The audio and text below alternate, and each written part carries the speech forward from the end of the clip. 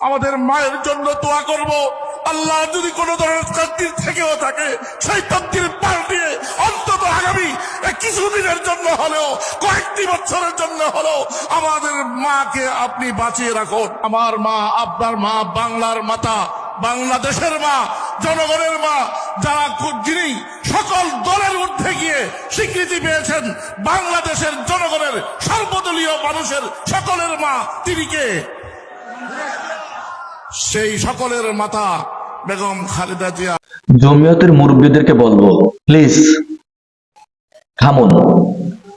দয়া করে নিজের পোশাকের সম্মান রক্ষা করুন, নিজের এলেমের গায়রত রক্ষা করুন।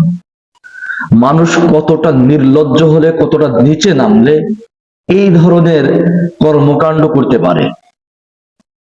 দেখেন, যারা বিএনপি এবং আওয়ামী লীগের রাজনীতি করে তারা আপনাদের মতো এত কাঁচা নয়, তারা আপনাদের মতো এত মাথা মোটা নয় যে আপনাদের মতো নির্লজ্জ, বেহায়া, ছেঁচড়া, চাটুকার দালালদেরকে নমিনেশন দিয়ে সেই আসন হারাবে।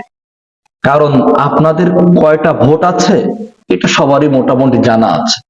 এই ধরনের আবেগ বিক্রি করে, এই ধরনের চাটুকারিতা করে, এই ধরনের দালালি করে কখনো আসন পাওয়া যায় না। আসন পাওয়ার জন্য যোগ্যতা অর্জন করতে হয়, মানুষের সঙ্গে মিশতে হয়, সামাজিক কর্মকাণ্ডে জড়িত হতে হয়।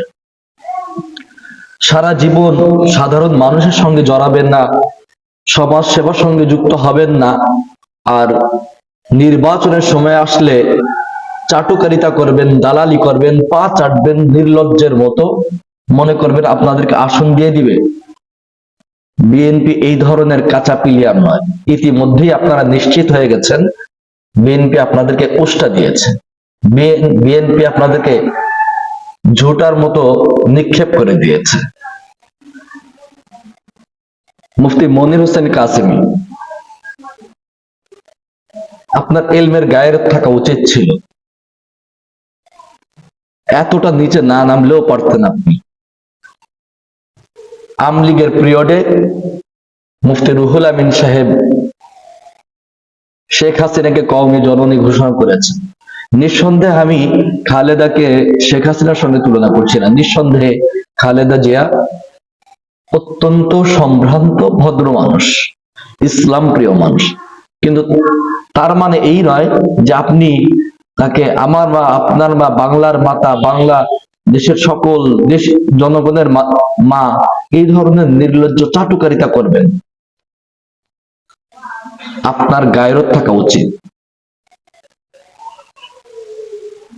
জমিয়তের অন্যান্য মুরব্বীদেরকে বলবো, প্লিজ দয়া করে এখনই থামুন, আর চাটুকারিতা কইরেন না, ওলামা একরামকে আর নিচে নামায়েন না। একটি আসনের জন্য যেই ধরনের চাটুকারিতা করছেন, এই চাটুকারিতা বাদ দিয়ে প্রকৃতপক্ষে রাজনীতির সঙ্গে যুক্ত হন, সমাজ সেবার সঙ্গে যুক্ত হন, সাধারণ মানুষের সঙ্গে মিশুন, নিজের ভোট অর্জন করুন, নিজের যোগ্যতা অর্জন করুন। তখন দেখবেন বিএনপি আপনাদের পিছনে পিছনে ঘুরবে।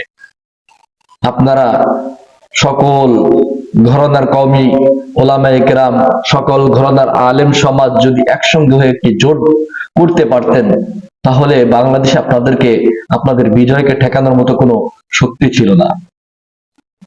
কিন্তু ইসলামিক জোটকে বৃদ্ধাঙ্গুলি দেখিয়ে বিএনপির চাটুকারিতা করছেন, পা চাটছেন, মনে করছেন বিএনপি আপনাদেরকে নমিনেশন দিয়ে দিবে। অসম্ভব।